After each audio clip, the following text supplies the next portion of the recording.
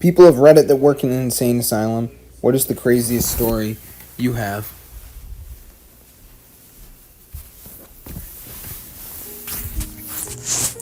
Not me, but my dad. He worked in one for about a year, and one of the patients there always threatened to kill my dad if he saw him on the other side. Many years later, my dad ran into the man at Disneyland. Luckily, the man was on longer insane and did not try to murder my dad, but instead thanked my dad for helping him. Many decades ago, my mother's friend had a severely incapacitated adult child in a mental home. He always complained that the orderlies were out to get him, but his parents dismissed his complaints because, well, he was crazy. Turns out the son died and the autopsy found dirt in his lungs. An investigation followed, and he was killed when an orderly restrained him by pushing his face into a potted plant, and he sucked dirt into his lungs as he was suffocating. His father wrote a letter to a local paper in which he labeled the shit out of the mental home. They sued him, he lost everything, and he committed suicide within days of the verdict. His wife died years later alone. In the past year, a man with severe schizophrenia and a degenerative spine clearing a 3-4 foot counter just to sit on the floor in the middle of the nursing station because Arthur Saladin, the Supreme Being, told me to. Some guy tried to bite off his own fingers because we wouldn't let him climb the counter, so he needed to appease Arthur some other way. Having removed plastic cups in the adolescent unit because one of the worst borderline girls I've ever worked with kept trying to cut herself with them. A bipolar patient, presenting with psychotic features, accusing me of being Cthulhu trying to steal his soul. Later became his favorite staff member of the Mania, schizophrenic 13-year-old looked like Chucky. For real. That was the nickname staff gave her. Her parents didn't believe in medication, so I got to watch her laugh maniacally in response to non-existent stimuli for extended periods of time. Not mine. My mother works in mental hospitals as a nurse shortly after receiving her degree.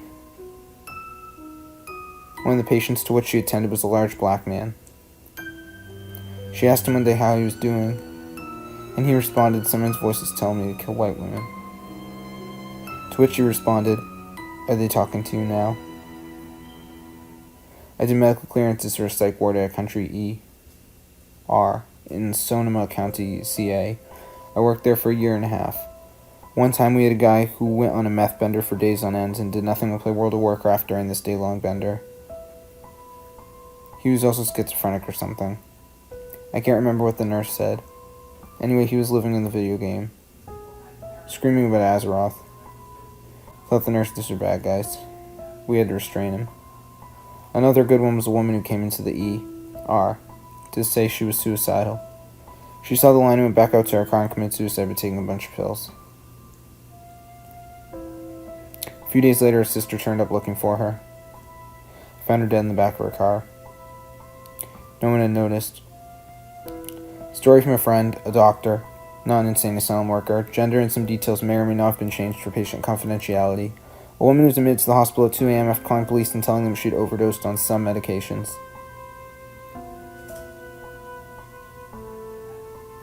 Upon first examination, she was fine, but she wouldn't tell physicians or nurses at the hospital what she'd taken. And they were concerned there might have been some acetaminophen, which can cause liver failure, so they wanted to hold her until they could perform some tests. Apparently this woman was a frequent flyer, probably homeless. A history of self-harm behavior. This particular instance, someone missed the self-harming part, and this patient was left alone and unrestrained at some point for 5 to 10 minutes. In that time she managed to swallow several razor blades and needles, all sterile. Luckily. A fact which she gladly informed hospital staff of a few hours later. QGI surgery, the service my friend was on, and a whole heck of a mess. Notably during the surgery, one of the surgical nurses who was palpitating the small intestine for any missed blockage debris after the surgery, but before closing, ended up cutting her hand through the patient's small intestine, which she closed her hand on an unaccounted for razor blade. Not a pleasant experience for anyone. Patient survived and was fine. I met a woman who started out pretty normal, if not a little bit loud. We were watching Skyfall and she leans over and starts telling me she's pregnant. I'm a little confused, but I ask her about it and she says that it's in her back. I told her I didn't think it went like that, and she replied her real baby was in her back. And she went back to watching the movie. 15 minutes later, she leans over again and tells me someone ripped all of her waist-length hair out. Then she told me they sealed her hair inside of the braids on her hair, and the hair could only be unknotted if I got her 2 black hairbands from the house. Her hair was braided, but it was probably only 5 inches long and scrappy. She was quiet again for a while before she started staring at me. She asked me if I was the one who ripped her hair out. When I immediately said no, she looked at me for another moment before asking again. When I reassured her, she nodded and sat back, saying that I should tell her doctor that she was hearing the voices again. My best friend's grandma used to be an orderly. She told me the following story. Patient is sent to the mental hospital for murdering someone, but he was criminally insane. Fast forward a year, she knows him pretty well, and he's a generally nice person. A few months later, his mom and dad come to visit Crazy Guy. They bring stuff for a picnic: bread, meat, cheese, knife, spoons, forks, chips, and other goodies. They're eating for a while in the grass area in front of the hospital, not much attention being paid to them. Orderly sees one of the parents lying on the floor, the other one with the murderer on top of them. He puts the knife down and sits back down. The parents had both their throats slit. She never found out what happened to him. My mom worked in a mental hospital during the big 2011 blackout in Cali. When the power went out in the mental hospital, the backup generators didn't kick in. The result was every single patient door opening, letting every single patient free. My mom said she locked herself in her office, and the only light was a red emergency light, which made everything sinister. She said all she would hear was patients screaming until security finally got things under control. Pretty creepy stuff. Not quite what you asked, but semi-related. I work in an adult day health care program, and we have a lot of registrants with severe mental illness that come to us for the day, and we monitor and help with them stay living in the community. One morning, about a year into working there, it was about 8 a.m. and I realized I was alone in a room with about 7 registrants with schizophrenia. I remember thinking how different each of them were affected by this illness. One gentleman, Richard, came in. He was almost 70 and had a small cut above his eye. I asked him what happened, and he sighed and said, "Well, I'll tell ya. About 4 o'clock this morning, I got in a fight with a kangaroo." I was too dumbfounded to speak.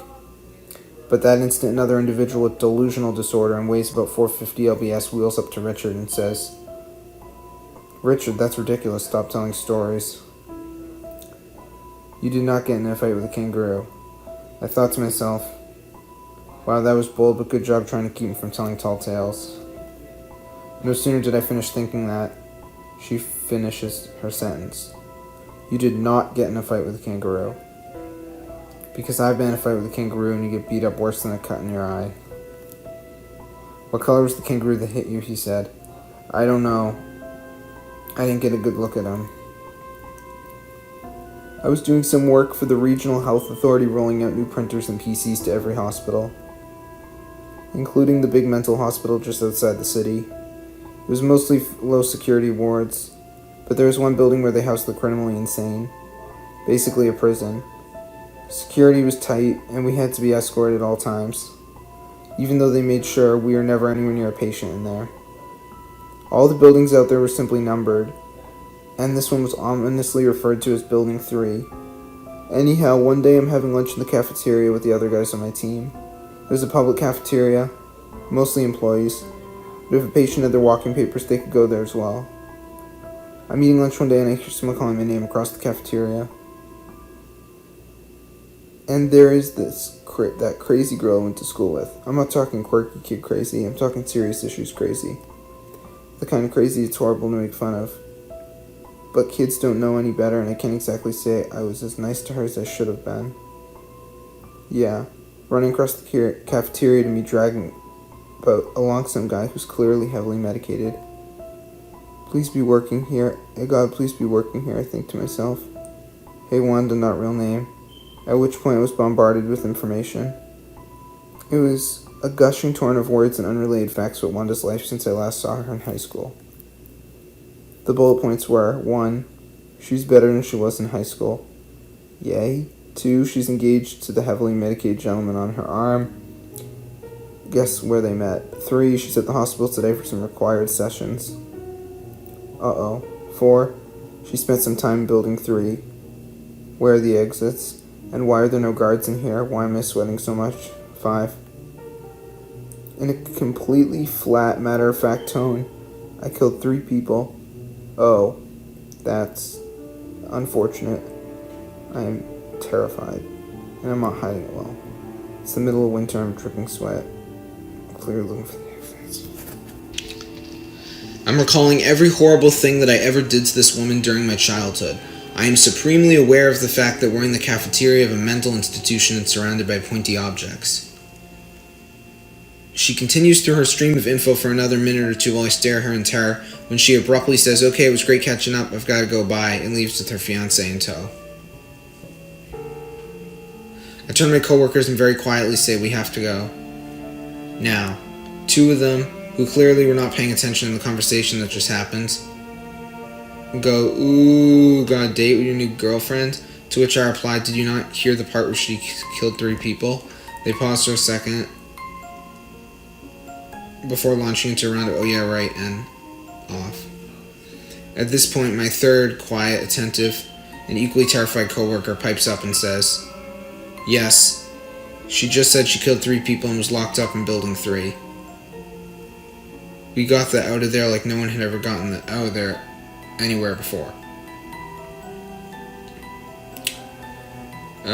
From that day on, we ate our lunch at the shipping receiving building where we were based on the other side of the property, and I always checked my backseat and trunk before I got in the car. Oh my God, the teeth of some people. There was a man there whose front top teeth had the shape of an hourglasses, completely brown and rotten. On my last day, I watched a guy throw a metal chair through a 15-foot glass window. It's not super crazy, but there's one guy who was more mental retardation than mental illness, so he shouldn't have even been there, but he liked to bang his head against the concrete walls when he was frustrated. Hard.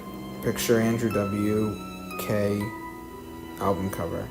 It was also really surprising to me the amount of individuals that, on the outside, seemed 100% sane and completely normal, until you saw the letters they wrote to the president talking about how they were wrongfully accused because JFK didn't meet with them like he promised he would.